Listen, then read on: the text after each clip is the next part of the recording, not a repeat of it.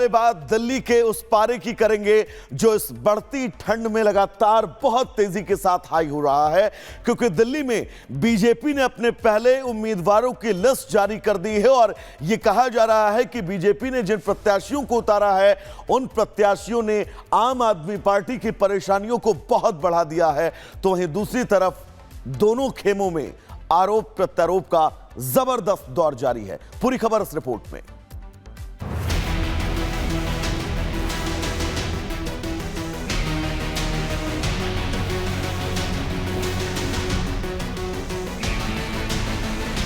दिल्ली में चुनावी पारा तेजी से ऊपर जा रहा है। तारीखों का इंतजार तो सब कर रहे हैं, लेकिन इस बीच बीजेपी और आम आदमी पार्टी एक दूसरे पर आरोपों की बौछार लगातार कर रही है। पीएम मोदी ने आम आदमी पार्टी को जब से आपदा का नाम दिया है, बीजेपी लगातार इसे लेकर दिल्ली सरकार पर तंज कस रही है। अब तो बीजेपी ने आम आदमी पार्टी की स्कीमों पर भी कटाक्ष शुरू कर दिया है। तो आम आदमी पार्टी ने इन पोस्टर्स का जवाब देने के लिए अलग अलग पोस्टर जारी किए, लेकिन दोनों ही पार्टियों की लड़ाई यहीं नहीं रुकती। शनिवार को एक अलग विवाद को लेकर उसमें दिल्ली पुलिस की भी एंट्री हो गई। दरअसल कालका जी विधानसभा में आने वाली पंजाबी एकेडमी में एक कार्यक्रम था। आपका बयान है कि प्रोग्राम पुलिस की ओर से रोका गया और पुलिस को रमेश बिदोड़ी ने कार्यक्रम रोकने का निर्देश दिया। आपने इसे सिख समाज से जोड़ते हुए कहा कि भाजपा की सिख विरोधी मानसिकता आज सबके सामने है।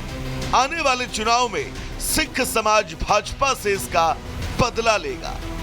हालांकि दिल्ली पुलिस ने इस मामले में तुरंत अपनी ओर से बयान जारी कर पूरे मामले को साफ कर दिया।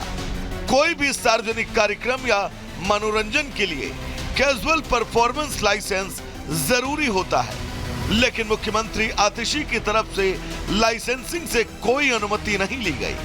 कार्यक्रम शुरू होने से सिर्फ 2 घंटे पहले पुलिस को सूचना दी गई, वो भी बिना ये बताए कि कितने लोग इकट्ठा होंगे या ट्रैफिक की व्यवस्था क्या करनी होगी। शनिवार को बीजेपी ने चुनावी मैदान में अपने धुरंधरों को उतार दिया है। बीजेपी ने 29 उम्मीदवारों की पहली सूची जारी की है, जिसमें नई दिल्ली से परवेश वर्मा को टिकट दिया है। कालका जी से रमेश बिदोड़ी मैदान में है। करोल बाग से दुष्यंत कुमार गौतम मैदान में है। रजौरी गार्डन से मनजिंदर सिंह सिरसा मैदान में है। जंगपुरा से तरविंदर सिंह मारवाह मैदान में है, जबकि मॉडल टाउन से अशोक गोयल को टिकट दिया गया है। दिल्ली में विधानसभा चुनाव की तारीखों का ऐलान जल्द होने वाला है। आम आदमी पार्टी सभी 70 सीटों पर कैंडिडेट घोषित कर चुकी है। कांग्रेस ने भी अब तक 3 लिस्ट में 48 उम्मीदवार उतारे हैं।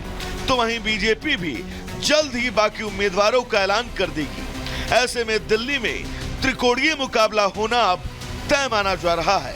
Bureau report, Republic Bharat. तो टिकटों का बंटवारा हो चुका है। बीजेपी ने अपने पहली लिस्ट जिसमें 29 उम्मीदवारों के नाम है, लेकिन रिपब्लिक भारत ने जब प्रवेश वर्मा से बातचीत की चुनाव को लेकर, टिकट को लेकर, आम आदमी पार्टी के आरोपों को लेकर, विस्तृत उन्होंने क्या कुछ कहा है, सुनवाते हैं आपको। हमारे साथ बात करने के लिए परवेश वर्मा जी है।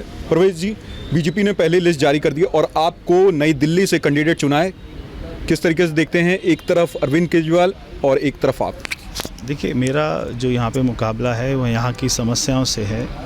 11 साल में मेरे को लोगों ने बताया कि एक भी काम नहीं किया, तो बहुत सारी समस्याएं हैं। जब मैं जा रहा हूँ तो मेरे को देखकर भी इतना अच्छा नहीं लगता है कि जो है दिल्ली के मुख्यमंत्री रहे 11 साल, उन्होंने एक भी काम नहीं किया और लोग इतना परेशान हैं, इतने दुखी हैं। तो भी मेरी चुनौती है कि मैं उनके काम कैसे करवा पाऊँगा। तो जो भी मेरे अनुभव रहे, सांसद जब मैं था, उससे पहले विधायक था, संगठन में मैंने काम किया, तो क्योंकि ऊपर मेरी सरकार है, मोदी जी की सरकार है, तो बहुत सारे काम हम उनसे करवा पाएंगे। यहाँ के लोगों को जहाँ पर झुग्गी बस्ती है वहाँ पर पक्का मकान देना है, जैसे अभी मोदी जी ने अशोक विहार में दिए 1645 स्वाभिमान अपार्टमेंट्स। ऐसे यहाँ के लोगों को उसी जगह पर, उसी स्थान पर हम उनके प्लॉट का मालिकाना हक दिलवाएंगे। बहुत सारे काम हैं। यहाँ के लोगों के जो हमारे बच्चे उनको जो है पढ़े लिखे बच्चे और वो सारे बेरोजगार हैं, तो उनको नौकरियां देना है, बहुत सारे काम करवाने हैं अभी। बिल्कुल। आपने एक ट्वीट भी किया था कुछ दिन पहले कि अरविंद केजरीवाल इस सीट को छोड़ रहे हैं, तो ये किस तरीके से आपको लगा? और साथ ही हाल के दिनों में अरविंद केजरीवाल ने बीजेपी पे कई सारे आरोप लगाए, आतिशी ने कई सारे आरोप लगाए, उन आरोपों को लेकर के क्या कहेंगे आप? देखिए, अभी जो है अरविंद केजरीवाल जी फंस गए हैं और वो जो है इतना बौखला गए हैं कि उनको अपनी हार सामने दिखाई दे रही है, इसलिए वो कुछ भी बोलते रहते हैं। और जो है यहाँ के लोगों को वो कह रहे हैं कि मैं आपको 5 साल और दे दीजिए, फिर मैं आपको यमुना साफ़ कर दूँगा, साफ़ पानी दे दूँगा। लोग कह रहे हैं अभी बहुत हो गया, सारे उनका चेहरा पहचान गए हैं। और इस बार ये चुनाव भाजपा ही नहीं लड़ेगी, पूरी दिल्ली की जनता हमारे साथ में लड़ेगी। और अगर बात करें दिल्ली के मुद्दों की, कई सारे मुद्दे हैं और एक तरफ रोहिंग्या का भी मुद्दा है जो कि लगातार ये हाईलाइट होते हुए जा रहा है। और अरविंद केजरीवाल लगातार ये कहते आ रहे थे कि वो यमुना साफ़ कर देंगे, दिल्ली में सफाई कर देंगे, कूड़े का ढेर हटा देंगे। वो कूड़े का ढेर जस के तस है, उसको लेके क्या कहेंगे? देखिए, वो केवल यही नहीं कहते थे कूड़े का ढेर हटाएंगे, वो कहते थे कि अगर बीजेपी एमसीडी में आएगी तो डेंगू मलेरिया और होगा। आज तो हम नहीं हैं, आज तो वो हैं। तो आज देखिए पिछले 4 साल से 5 साल से डेंगू मलेरिया दिल्ली में कितना बढ़ गया है और कितने गुना बढ़ गया है। ऐसी कूड़े के ढेर वो कहते थे मैं 1 साल में ख़त्म कर दूंगा, आज तो 1 साल से ज़्यादा हो गया, 2 साल होने को आए हैं, कोई भी कूड़े का ढेर ख़त्म नहीं हुआ। वो जो भी बोलते हैं सरासर एकदम झूठ बोलते हैं, बहुत अच्छी एक्टिंग करते हैं, उनको झूठ बोलना आता है, जनता को गुमराह करना आता है। मगर अभी इतने झूठ बोलने के बाद सारे लोग समझ गए हैं कि अब वो जो भी बोलेंगे झूठ ही बोलेंगे। इसलिए कोई उनकी महिला सम्मान योजना में रजिस्ट्रेशन नहीं करवाया, कोई उनके झूठे झांसे में नहीं आया, कोई उनको जो है बुजुर्गों के लिए जो वो बोल रहे हैं, कोई उसमें अभी उनका झूठ नहीं चलने वाला। दिल्ली में अगर बात करें, अगर बीजेपी की सरकार बनती है, क्या बदलाव देखने को मिलेगा? देखिए, सबसे बड़ी बात है कि मोदी जी के ऊपर सरकार है। अभी वो उनसे जो भी हम मांगते हैं दिल्ली के लिए, और उन्होंने दिल्ली में जो है हज़ारों करोड़ के काम करवाए हैं और आज भी करा रहे हैं। जब हम उनको बताएंगे ये समस्या है, हमको इतना पैसा चाहिए, यमुना को साफ़ करना इतना पैसा चाहिए, दिल्ली में सारी सीवर लाइन अच्छी करनी है, पानी का जो है हर कोई इलाका ऐसा नहीं है जहाँ पे गंदा पानी ना आता हो, तो वो करना है। बच्चों को हमको सबको रोज़गार देना है, तो मोदी जी मना नहीं करेंगे। मोदी जी इस भ्रष्ट आदमी के साथ में, क्योंकि ये अपना शीश महल बनाता था, ये शराब के ठेके खुलता था, ये अपना घर भरता था, तो इसलिए ऐसे भ्रष्ट आदमी के साथ में कोई भी काम नहीं कर सकता। हमारी सरकार बनेगी तो बिना झगड़े की सरकार चलेगी, बिना इल्ज़ाम की सरकार चलेगी, बिना आरोप की सरकार चलेगी और केवल विकास की बात होगी, क्योंकि सारे काम हमारे ही हो जाएंगे। बिल्कुल, आप परवेश जी को सुन रहे थे। परवेश जी ने कहा कि केवल विकास की बात होगी अगर बीजेपी की सरकार दिल्ली में बनती है तो दर्शकों, प्रवेश वर्मा ने क्या कुछ कहा ये आपने सुना। अब हम आपको सुनवाते हैं कि आखिर रमेश बिदूड़ी ने इन चुनावों की लिस्ट को लेकर और साथ ही दिल्ली में चल रही राजनीति को लेकर क्या विस्तृत बातचीत की है। सुनिएगा। आपको बीजेपी ने दिल्ली की मौजूदा मुख्यमंत्री आतिशी के खिलाफ चुनावी मैदान में उतारा है, किस तरीके से देखते हैं और क्या कहेंगे?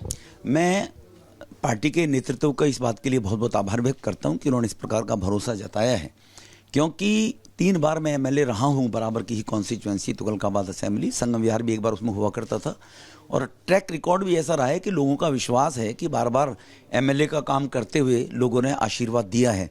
और दिल्ली एक आपदा के रूप में पिछले 10 वर्ष बर्बाद हो रही है, तो उस आपदा से दिल्ली को निकालने के लिए पार्टी नेतृत्व मैंने तय किया है कि लोकसभा छोड़कर आपको विधानसभा में जाएं, और देश की राजधानी अगर खराब होगी तो दुनिया में देश का नाम बदनाम होगा। जो आज सड़कें दिल्ली की आप देख सकते हैं, जाम दिल्ली में लोग 1.5-2 घंटे जूझते हैं, लोग क्राइम डे बाय डे बढ़ता जा रहा है, क्योंकि पुलिस भले ही सेंटर के अंदर है, लेकिन केजरीवाल आतिशी ने कभी डीसीपी को बुलाकर, एसएचओ को बुलाकर कोई मीटिंग करके कभी ये उनसे रिक्वेस्ट तक, आग्रह तक भी नहीं किया। मुख्यमंत्री चाहे डीसीपी को बुलाए, क्यों नहीं आएगा डीसीपी, लेकिन क्योंकि उनको तो केंद्र के अंदर पुलिस है इसलिए क्राइम बढ़ रहा है। आप मुख्यमंत्री हैं, आपने कहा था मैं दिल्ली का मालिक हूं, पीने का पानी गंदा है, आपने कहा हर घर नल से जल दूंगा, कहाँ है नल से जल? 950 MGD पानी है आज भी, 1300 MGD दिल्ली को पानी चाहिए। 10 साल में कितना पानी जी आपने प्रोडक्ट किया, कितने वाटर ट्रीटमेंट प्लांट लगाए? केजरीवाल बताए ना, 1.5 लाख बच्चे ड्रॉप आउट हो जाते हैं 9वीं 11वीं क्लास में, और स्कूल का नाम का ढकोसला पीटते फिर रहे हो आप कि 10th क्लास और 12th का रिजल्ट दिखाकर मैं 100% मेरा रिजल्ट आ गया।